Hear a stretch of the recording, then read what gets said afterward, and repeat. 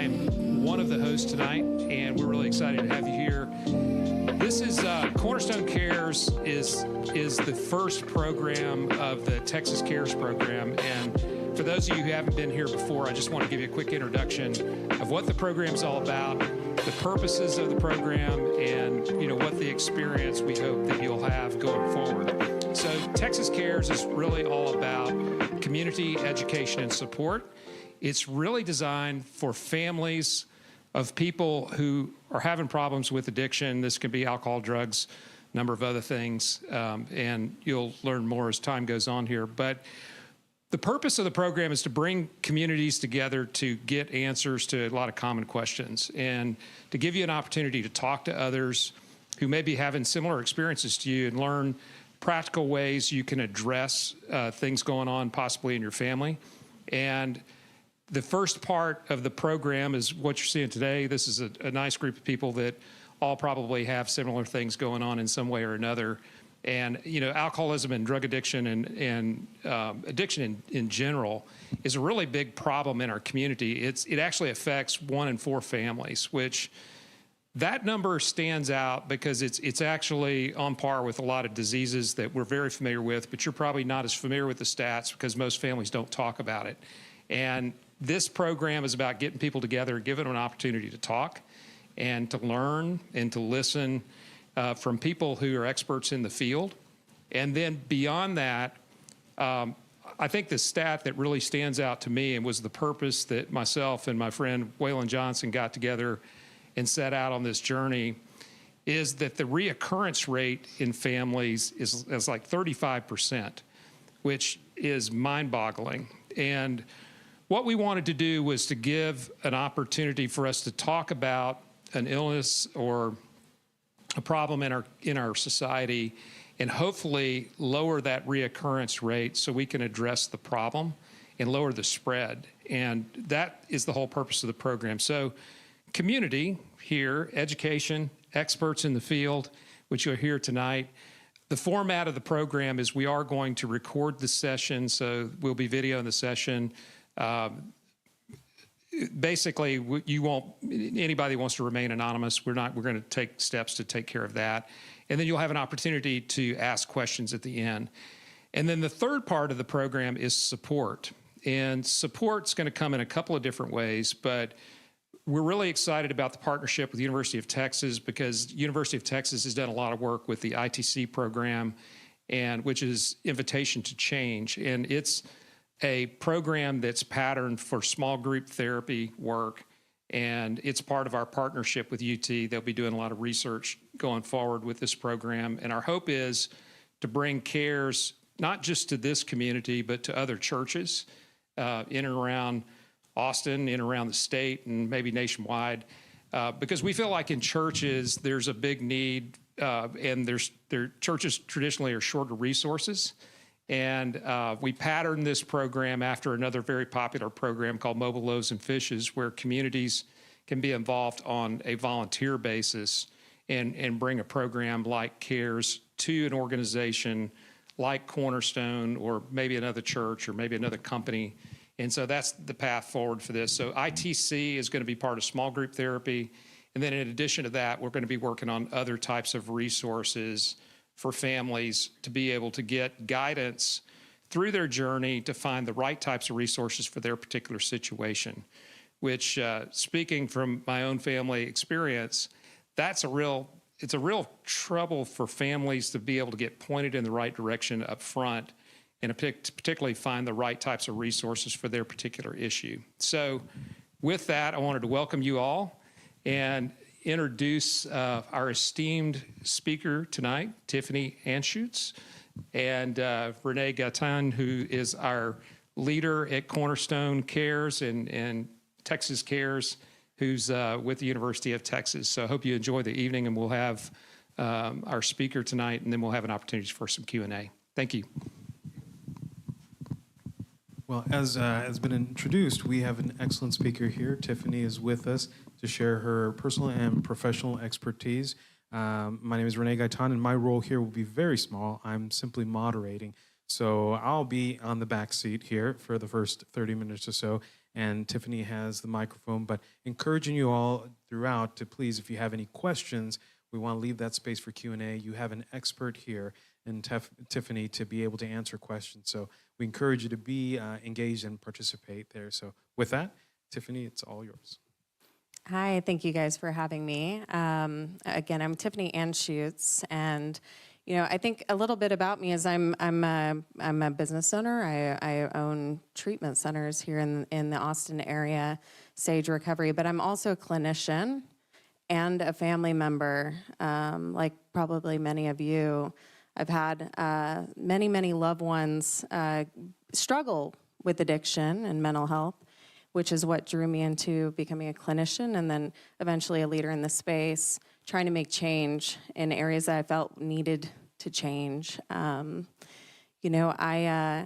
have lost, personally, I've had a lot of family members that have died in their addiction, from grandparents to uncles, and as well as a little stepsister. And one of the things that I wanted to talk a little bit about today was, how do you know when to seek professional help, with your loved one? And as I was going through, I went to the University of Texas, got my master's in clinical social work there. And as I was going through those programs, I thought, well, now I'll have the answers, right? Now I will know how I can help my loved ones after, I'd already lost a grandparent and two uncles in their addiction, right? So now I'll have the answers, right? But the reality is, even as a professional, and even now 10 years after having my own facilities, and much longer after that of having a clinical master's degree in this, is that when it's that close to home, it's different, right? And I needed help to navigate that with my own family. And so I say that because I wanted to help normalize that for you, because I know as a parent that for me, it's, well, I should know what to do. It's my kid, right? Who knows my kid better than me? And the reality is, when it's that close to home, I had consulted with, I'll give you a funny example, is I had consulted with a psychiatrist friend of mine. Hey, will you see my loved one? I don't know what's going on. And they said, Tiffany, if there was a picture of attention deficit disorder in the diagnostic manual, your loved one's photo would be next to it. That's how obvious it is, right? But when it's that close, it doesn't matter. It's I need help when it's my own loved one. And so I want to start with that and say that to help normalize that for all of you, and for anybody that's listening. Because again, it may seem like, well, I should know what to do, or even if your loved one's been to treatment before, right? And you sat through the family program, well, now I should know what to do. But again, when it's that close to home, I urge you to, not shame yourself when you might feel like you need a little bit extra help navigating this process. I am the phone social worker, if you will, for many other social workers and psychiatrists, right? And a lot of them have base knowledge of addiction, but maybe that's not their specialty, or it's their loved ones. And so, for me, it's identifying when do I ask for help, right? And so, I remember about 8 years ago, a loved one of mine that I look up to, that has always been my biggest mentor, had called me and said, hey, I'm on hour 72 of detox from alcohol. And I cried with tears of happiness, right? And it was one of those things where it was in front of our face. We knew it was a problem, right? And me, even as a clinician, didn't know how to approach him, about getting help. And luckily, health issues led him into needing to seek treatment, for his own life. But, there was then that shame in the back of my head of like, man, how come I didn't intervene? I've done interventions on tons of people. Why didn't I intervene on my own loved one, right? And so, what I did was when I flew up there, to check on him, first thing I did was start looking into resources and finding somebody to help me intervene, because simply finishing detox, I knew was not going to be enough for him. He was gambling with his life at this point. And so making phone calls and reaching out to people that I knew that might know of resources in the area, and calling them ahead of time saying, hey, I need you to help me navigate this conversation and this intervention with him. Because even though I'd done many, many successful interventions over the years, again, it was my loved one. And I knew that I needed somebody else to help me navigate that conversation because, again, it's too close to home, right? And so, so I just wanted to talk a little bit tonight and I think talk with Renee, about how I can help everybody, at least some people understand how do you navigate services and how do you know when to ask for professional help. So Tiffany, one thing that a lot of people ask is when it hits close to home, why is it different? Why, different than I can help a neighbor, I can help a friend, or I can help someone that comes in, but my family member, what makes that so different? I think the difference is the complexity of the relationship. As a therapist, I'm not allowed to treat my own, loved ones or have those dual relationships, and that's not just for my protection. That's more for theirs, right? And so, for me, when it is your loved one, the reality is you have that complexity of that relationship, and everything is just too close to home, if that makes sense. And so, I can be an active part in as a family member in their treatment, but I can't then be their person treating them. I can't be the one performing the intervention. I can be a participant as a family member in the intervention because when you know so much about it. So, for example, the ADD example, right? It's they just leave all the doors open because they're careless. No, that's check. Or maybe they're just not listening. They don't want to listen to me because I'm related to them. No, they're just struggling with attention deficit disorder. So when it's that close, you know too much about the individual to be able to be effective in any kind of way. So, yeah. And we often hear from family members too that, it is too close. We're trying to reach for help, but the last thing they think of is how they take care of themselves. So what would your advice be to anyone that's coming into your treatment center that says, I have a family member, the focus is all on them, but you see them and you see that there's a need in them. How do you guide them in caring for themselves? Yeah, I think, I've, with a lot of the speakers, and if you guys have listened to a lot of them, the conversation has consistently been is that it's a family disease, right? And that you've got to put the mask on yourself before helping the person next to you.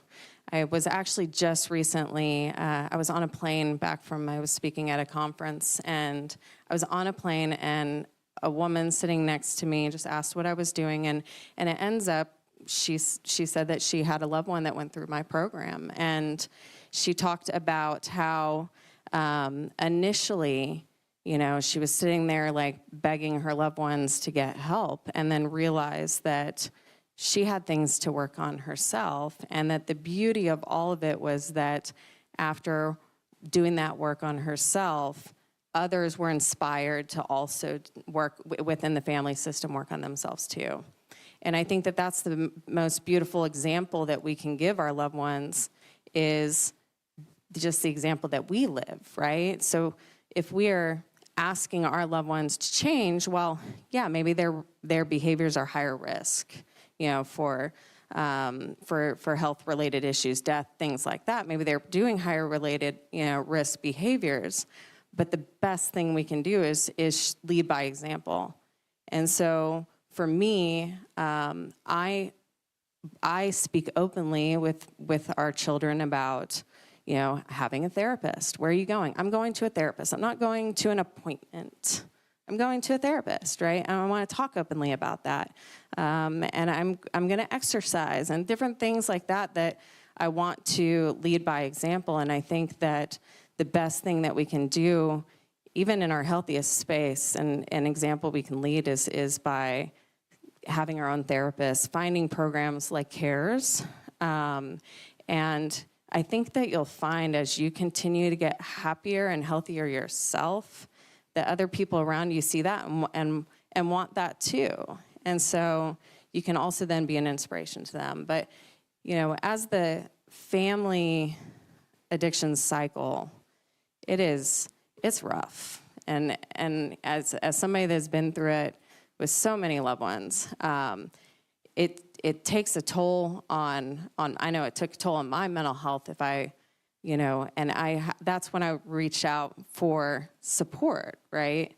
When I recognize that I'm feeling burned out, I'm exhausted, and particularly when I am feeling that way, what I've recognized in myself is that I'm actually working harder than the individual that I'm wishing so much would get help, right? So I'm more like trying to drag them along instead of following any sort of process that I know that I should do as a professional. If I could step back and just look at this from an outside lens, I know that if I'm absolutely, utterly exhausted, that I'm doing it wrong. So family members get exhausted. We hear the term burned out, and you get to that point where there's no more gas left in the tank. You don't have the energy to keep going. What recommendations do you make in terms of what people need to do daily to avoid getting to that point where you're on empty?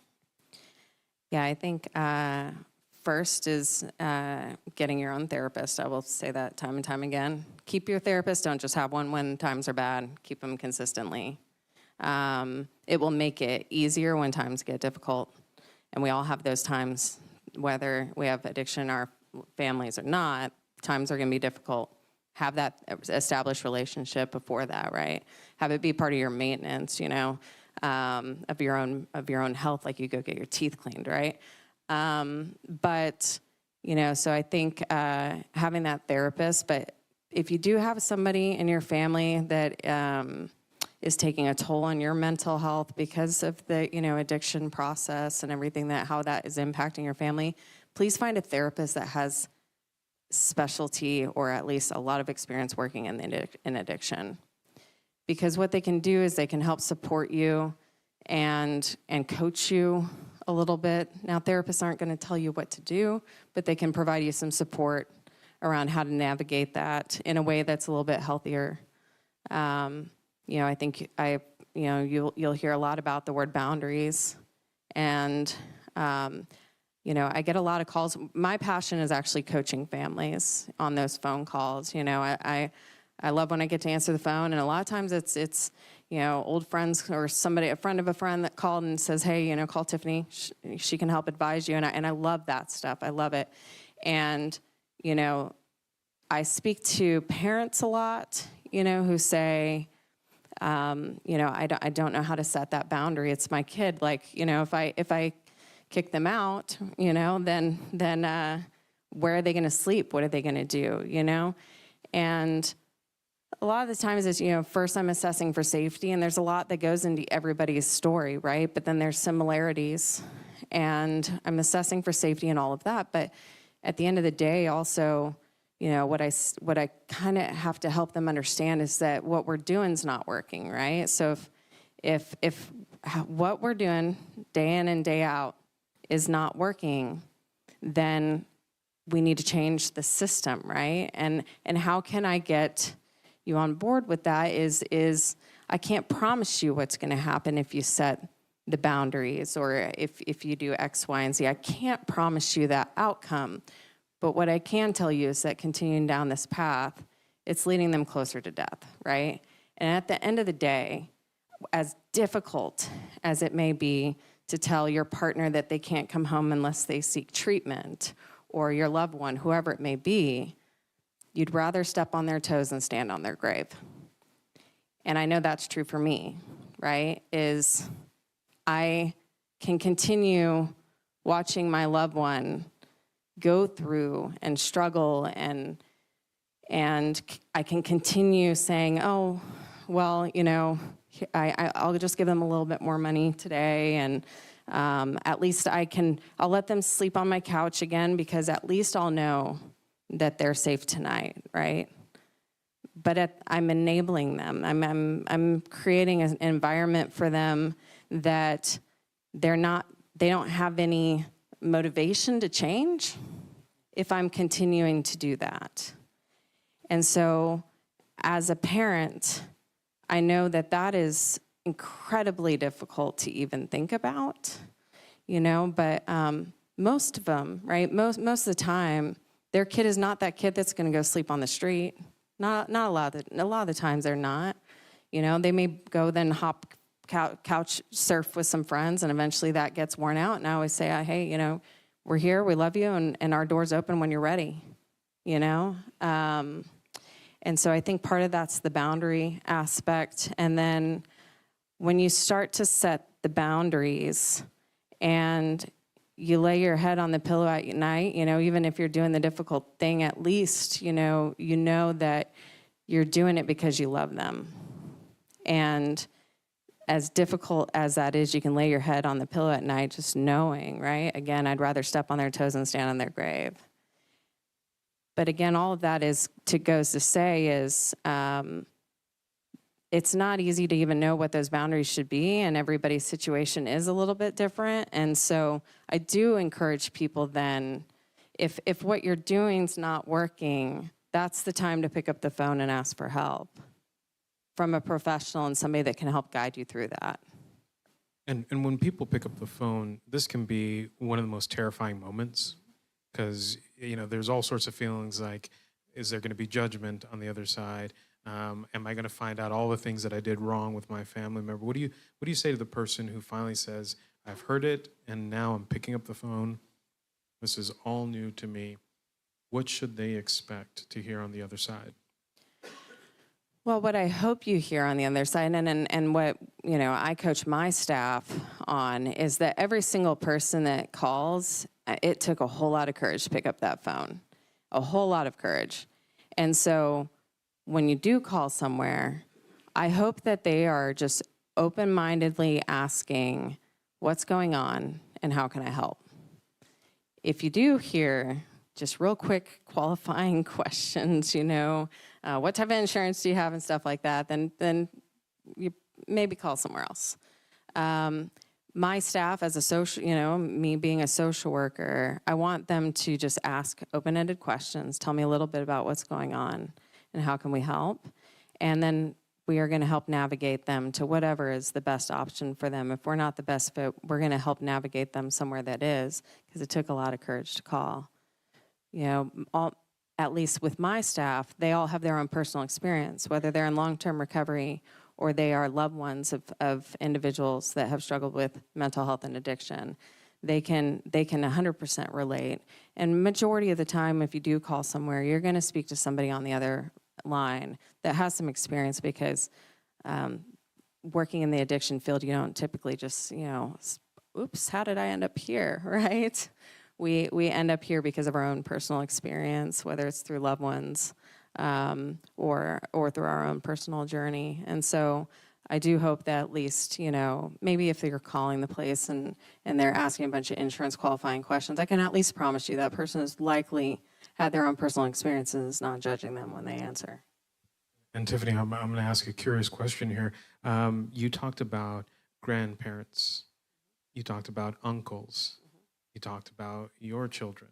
And we're talking about multiple generations. And has this whole journey of recovery and what it looks like and what it means to talk to someone for help, has that changed over the years? Is this different from what my parents might have gone through when they were asking for help or didn't ask for help for all those reasons? How is it different today than it was yesterday? Yeah, I do think that, you know, culturally the landscape's changing. I think that, you know, the stigma is still there, But I am grateful personally for my friends that choose to live their recovery out loud. I'm not saying that everybody needs to do that and everybody has a right to their own anonymity, and we respect that, right? But I really, as much as social media has made people want to beat their heads against the wall and some of the negative things that have come about it, I do think that some of the positive things that have come about with social media is that those that are living a life of recovery are able to do so out loud and online and provide podcasts, and as well as other, just social media presences about being, hey, I'm a success story. Not everybody's a success story. Like I mentioned, I lost my little stepsister in 2019 to fentanyl poisoning, unintentional drug overdose, right? And, after many years of battling with her addiction. And, so they're not all success stories. But the ones that are, I think I love that they share that online and are able to continue to speak loudly. And that's why I share, constantly about, my passion for helping other people in the mental health space and substance use space. And within minutes, people are sharing with me personal information. And for the longest time, I thought you guys all experienced that. I thought you went to, parties and people suddenly shared their entire life trauma with you. I didn't realize it's just because I'm a therapist. But, and I think I love that, though, because I can share openly that, hey, I'm a safe space and I'm somebody that can help, And same with my friends that are in recovery, right? They're able to say, hey, I'm in recovery. And so as they continue to talk about that, other people will then kind of quietly, call and come up to them and things like that. But I think that's easier now, right? With my grandparents, right, it was just, well, grandma just, drinks and gambles. That's just what she does, and that was just the norm, right? Generational alcoholism on the other side of the family, right? Well, they own bars and restaurants. That's what everybody in the bars and restaurants does, is they just drink, right? That's normal. And so it kind of just got normalized over the years and after, particularly, after wars, right? And we didn't have ways to treat any kind of PTSD that was occurring, but there was alcohol. And so, you just continue to see it through the generations, and then you continue to see families not talk about it, right? Even you hear this all the time is well, so-and-so was a severe alcoholic, but we just didn't talk about it. And as I watched my loved ones die in my younger years, right, I witnessed that. Nobody talked about it, And so for me, I made it a point to change that with my children. When my stepsister died, we were open about what happened at her funeral. And we shared that. And, one of the people that we asked to speak, we told her, please, say, hey, anybody in the audience that works in the addiction field, please stand up. And, hey, these are people that if you're struggling yourself, please reach out to them after the funeral. Because I think the more we can be open and talk about that, it's important. With my children, I'm not going to sit there and try to do this whole scare tactic of, don't ever touch alcohol, you're going to die kind of approach, right? I'm just going to educate them from the time they're little. And, until they're older. I've got a 23-year-old stepson I raise, and I have 10 and 12-year-olds. And, I remember my 23-year-old, when he was in high school, a teacher came up to me and was like, are you a social worker? I was like, what? Yeah. And she was like, I just assume by some of the things your kid, knew the answers to and would talk about, he's got to be the kid of a social worker, And, I think that, again, talking about those things, not as much as you can, being honest with your kids around people that have struggled in the family and why they need to just be more cognizant in their own experimentation if they choose to do so in those journeys. You know, I can't be with my kids 24/7 and watch them like a hawk, and that'd be weird, right? And so, but what I can do is educate them and then just hope when the time comes that they make, you know, a healthy choice. That's such a powerful thought of being open and transparent with your kids about the struggles that have happened through the generations in their own family and identifying that and naming that. And you mentioned something about things that were relevant to maybe past generations, like a war or a major shift. And there was a light bulb moment when you shared that, where I was thinking, well, just the last 5 years, our pandemic. And there's a lot that people talk about depression, about isolation, about lots of movements that were happening during that time.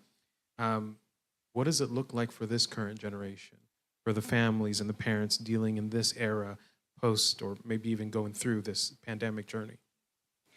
You know, I think, I think just the spike with anxiety, right? Anxiety in general. So as anxiety, it often is, it's a neurological thing, but it can also be brought on through a perpetual state of not feeling safe. So you hear, adults say, I didn't have one specific traumatic event, but then as I do a further assessment, I ask about food insecurity. They maybe had a single mom that worked multiple jobs, and sometimes they were struggling with paying the bills, and electricity would get shut off and having food on the table at home. Well, that's trauma, right? And that's ongoing kind of underlying, feeling of not being safe, and that creates anxiety. Or witnessing, you think about 9/11 and the consistent things that were on TV. People that weren't even in New York, right, began to experience PTSD from just the constant flashing of images and things that they were seeing on television. Now we're in through the pandemic, we are now being told, well, we don't know the answer, but we just know that we have to stay home. We don't know what, if we're allowed to touch things, if we can get it transmitted that way. We're not sure if the dog can give it to us. We're not sure. And all these uncertainties, as adults is still a lot. But as a kid, hearing those messages of we're not sure, has created a period of time where they're just, again, that unsafe, feeling. And so I think we are going to continue to see spikes in anxiety and depression and things like that. I think we are going to continue to see increases of that from the pandemic, unfortunately, going forward for quite a while. Luckily, at least, the pandemic brought us a lot of virtual stuff. Virtual church, meetings. Churches kind of got online suddenly, and a lot more virtual, options, and people got online a little bit more on the social media stuff. And like I said, that can be bad, but at least there have been more people talking about depression and the state of the mental health. I just hope that we, as a country or globally, continue to recognize that regardless of whatever financial cuts that we make, is that we still continue to prioritize mental health and treat it the same as we would any other, medical need, because I think it's going to continue to get, to be a thing that we're struggling with. And Tiffany, I have one last question, and we're going to prep the room here for Q&A here. So if you have questions, we'll have a microphone. A volunteer is going to be helping us out with a microphone. If you're online and joining us, if you have questions, please feel free to submit them, and we'll be answering them as we go along. But when you were sharing about the anxiety that people feel in this moment and during this time, I think about what it's like to be in a room, to be invited to hear all of this, and then feel your heart racing and feel your thoughts thinking, everyone's looking at me. Everyone knows that this is me that they're talking about. And this terror of even talking to anyone about what's happening at home or what's waiting for you at home. What do you say to the person who's here in the room right now or listening online, who may be having those feelings of anxiety and thinking, what do I do in this moment right now? I think, again, it's grasping onto those statistics of knowing that you're not alone. As I mentioned, 1 in 4 families, and I think it's probably even higher if I had to guess, are struggling and have struggled, had somebody in their family that have struggled with addiction. And, if you pick up the phone and call somewhere, like I said, the individual on the other line on the phone, 99% of the time are going to be somebody with their own lived experience. And when you are able to reach out and just speak to that person and hear, hey, what can I do? How can I help? And they just knowing that you're talking to somebody that gets it and isn't judging you, I think then makes it easier, to then go that next step and continue to seek help.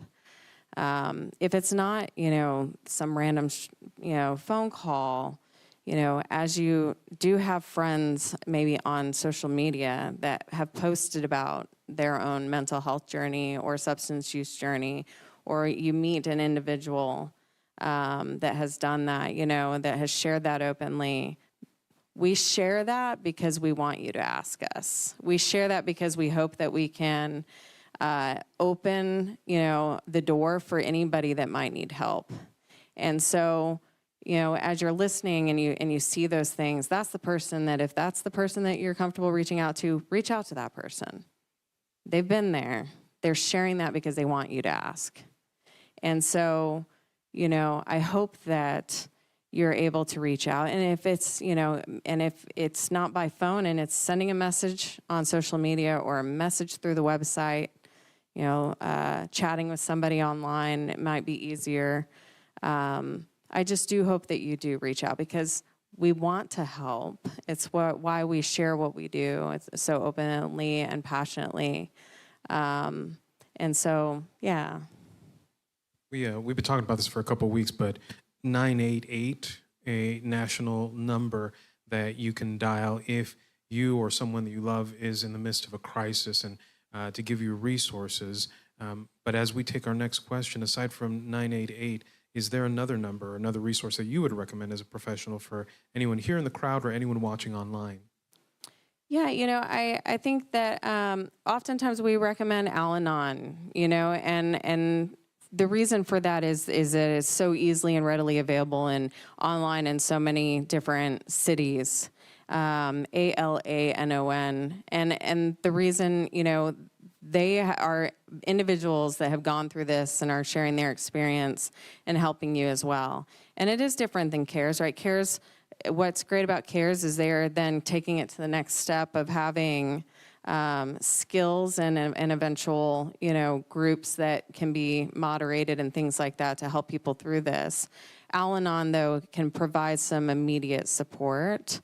And so we always recommend that. You can walk in the door and they're going to immediately greet you with open arms. I promise you that. So.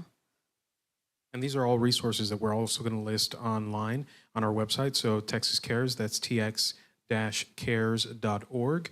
For those of you online, you'll be seeing a lot of these resources update from week to week, each speaker bringing unique resources for us to follow up. And what was referenced here in terms of the groups, the group therapy groups, those will be launching very soon. So if you'd like to be a part of that, just know that that will be an even closer community for people to be able to share and also work through a lot of patterns, past, present. What do I do in my home? So that's something we're looking forward to taking on. We're going to leave time for a couple questions. If you have a question, please feel free to raise your hand. We got a microphone. We'll go in there. First question. Thank you. I'm curious as to your different approaches to the alcoholic. Take one example where someone is a dire threat to himself and his family, whether threatening or actual violence, driving under the influence, versus the less obvious case where you have a functional alcoholic who still makes it to work but is emotionally checked out, and just wondering what the different approaches would be for the two different types of people. Thank you. Yeah, I think the first type that you brought up often gets intervened on the fastest because, law enforcement or child protective services or their job, right, becomes involved. And so those ones are probably, honestly, usually kind of addressed sooner. The high-functioning alcoholic, right? That was my loved one. That person was going to probably still die successful in their career, but as severe, their body was going to shut down before that, right? Those ones are harder. But the reality is if it's causing a problem in the marriage, checked out, falling asleep, and not engaged in kids' activities, things like that, it's impacting the marriage, right? And so the approach there then is typically the spouse, if there is a spouse involved. Now, let's say they're not. I've done a lot of interventions. My hardest ones are on the successful person that's financially responsible for themselves, that doesn't have kids or a partner. Those are my hardest ones.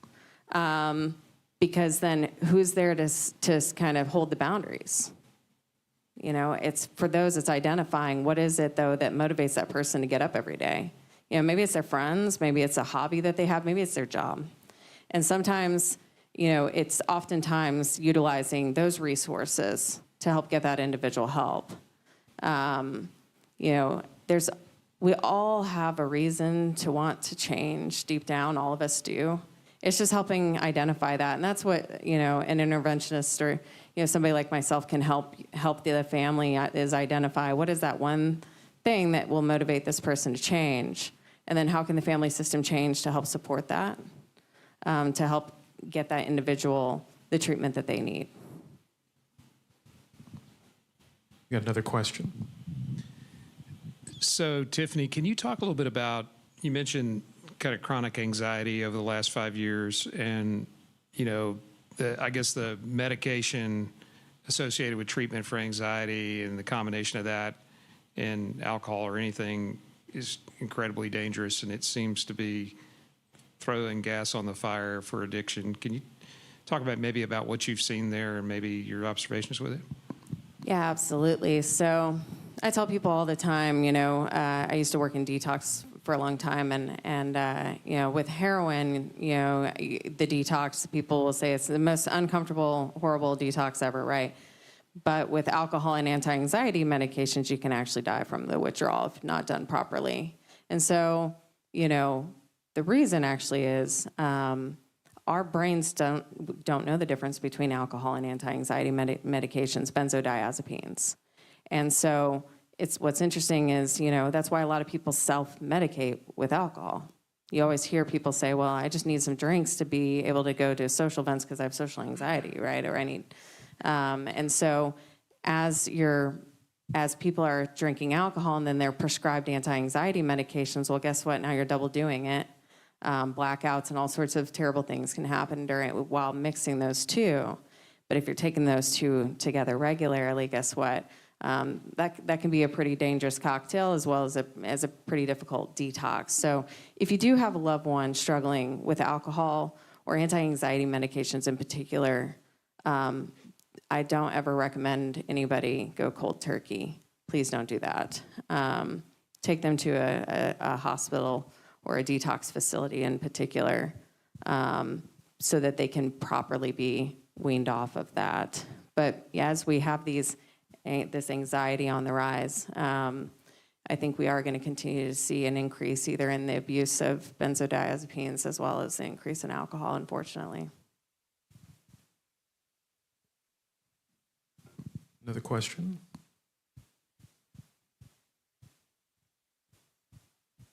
Another thing that I'm thinking about too is that combination that you were talking about. For a lot of families, we talk about here community education and support, and part of the reason why we have these talks is for that education piece. And there may be a lot of family members that are like, I don't know what my kid or family member is taking. Alcohol seems so obvious, but when it comes to other types of medications or pills, what do you advise family members who want to help, but it's just not so obvious what's going on? Yeah, I think we see this a lot, particularly, with young adults.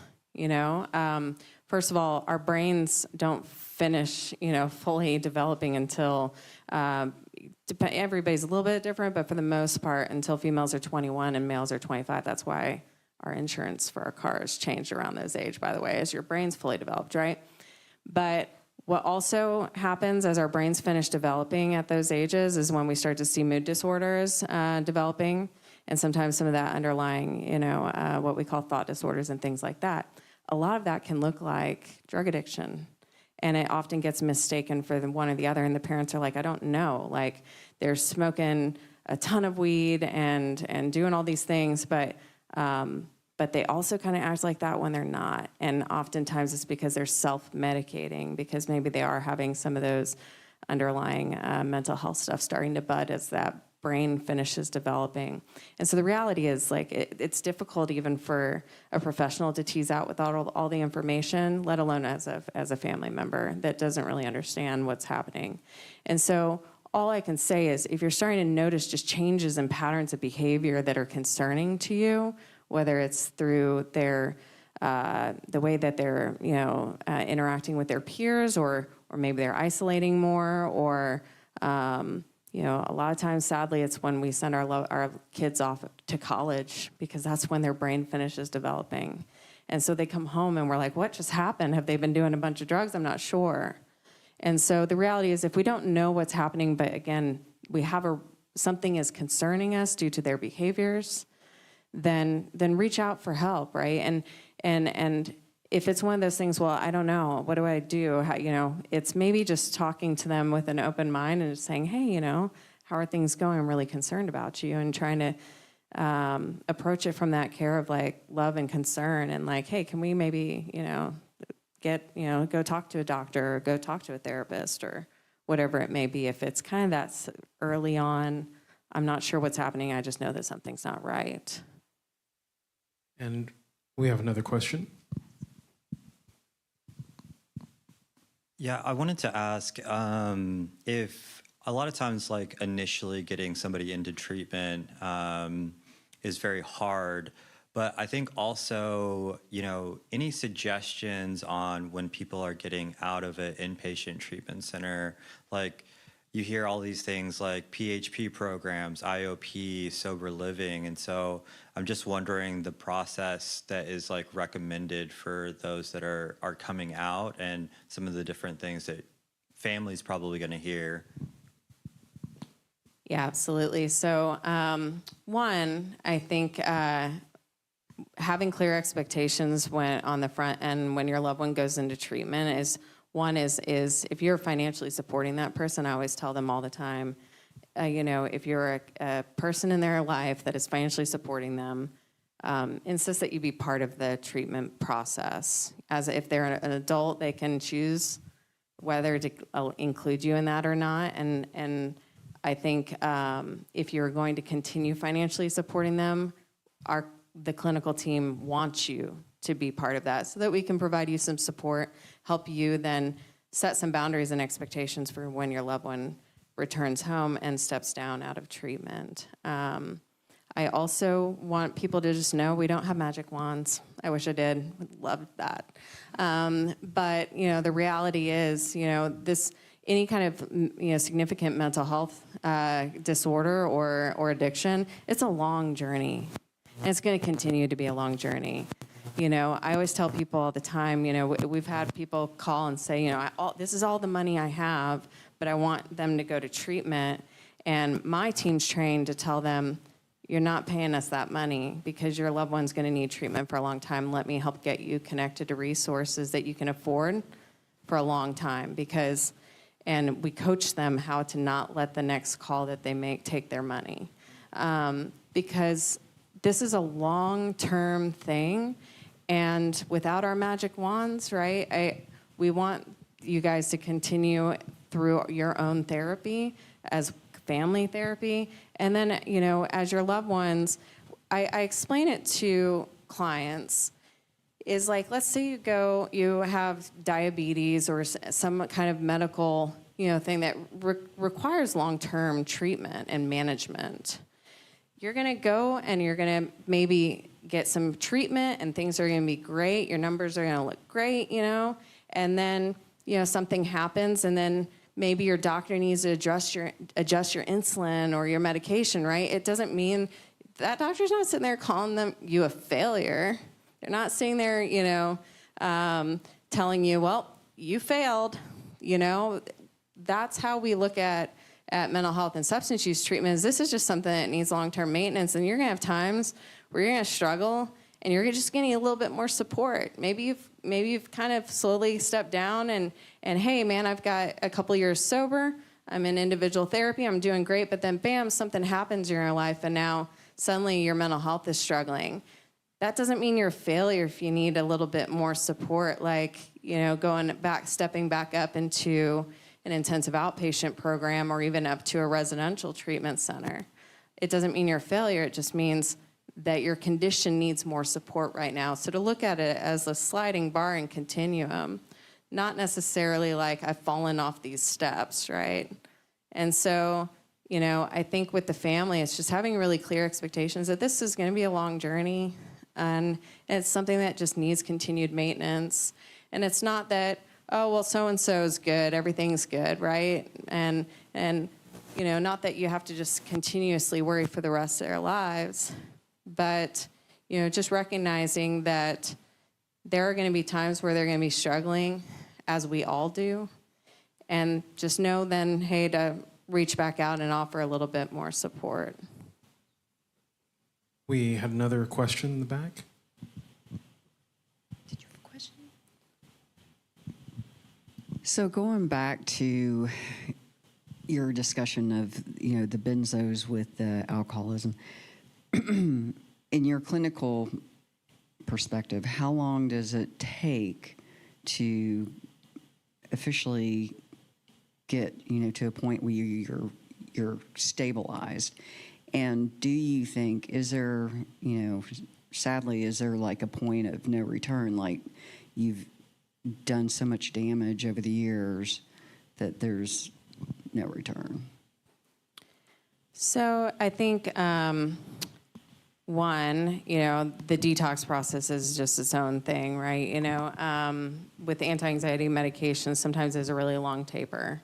And because it does have to be done in a gradual step-down way. But, once you're past that, the acute withdrawal process, and let's say, I think what you're talking about is longer-term health and healing.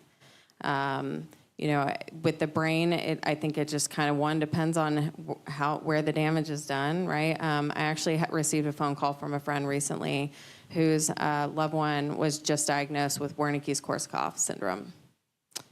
And what that is kind of the most acute state of what you would call wet brain, encephalitis. And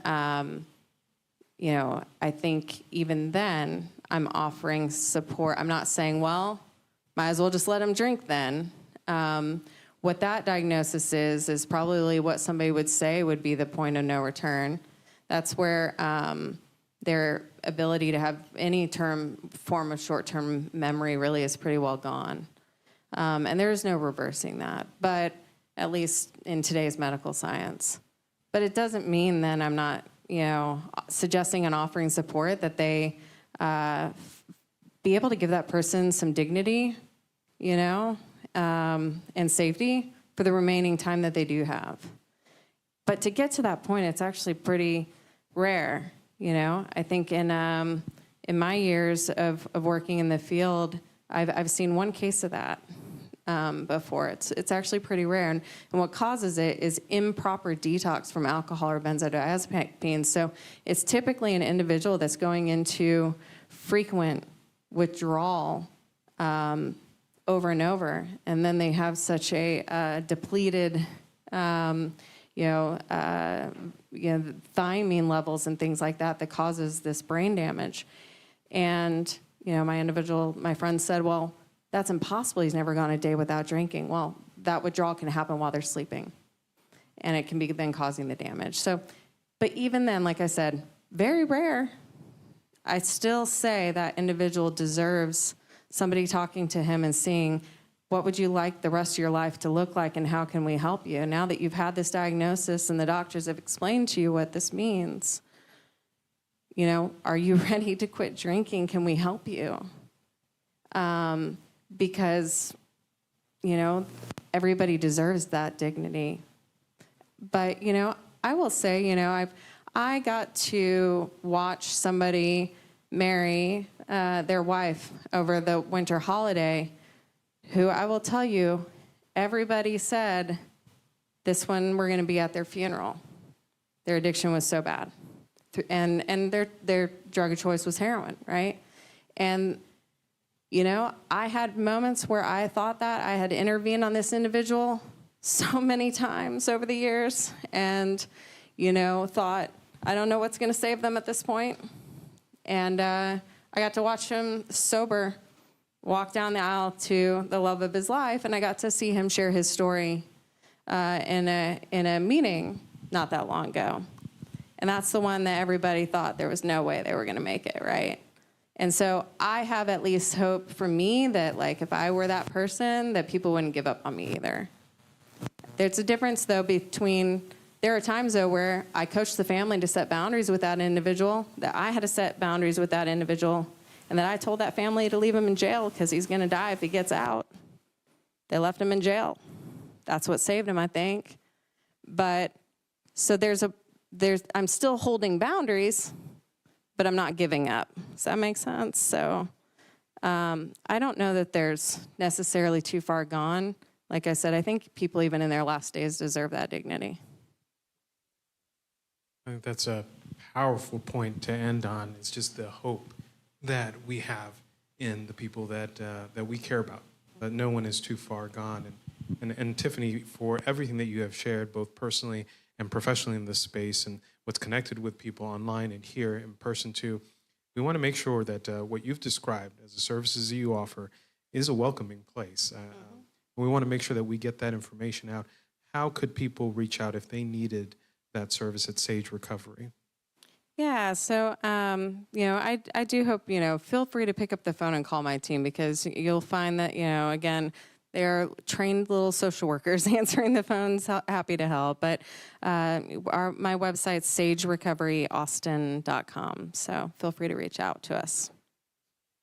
Well, as we wrap up here, again, those of you who join online, thank you. Stick around, browse through the website, come back to it, because we are adding things as we go along. And also, please do share. We keep saying that it's one of the best kept secrets here in Lakeway, but we want that secret to get out. We want you to be able to share this. And if this had an impact on you, please share with others where it could be an impact. And for those in the room, we ask, we're seeing lots of new faces that we didn't see over the last couple of weeks. So thank you for making it out here. And whoever invited you or shared that, thank you. And you could be the next person that pays that forward. So we encourage you, bring more people. We want to fill this space here. We'll have more speakers every Monday, 6:30. We'll open up the doors. Although the Q&A and the share part closes here, we'll be around here for a little bit so that you all can connect, share information, and hopefully build a community, because that is the purpose. We want to build a community for everyone here. And as we've been ending every previous session here, if it's your first time here, welcome home. We'll see you next Monday. Thanks for coming.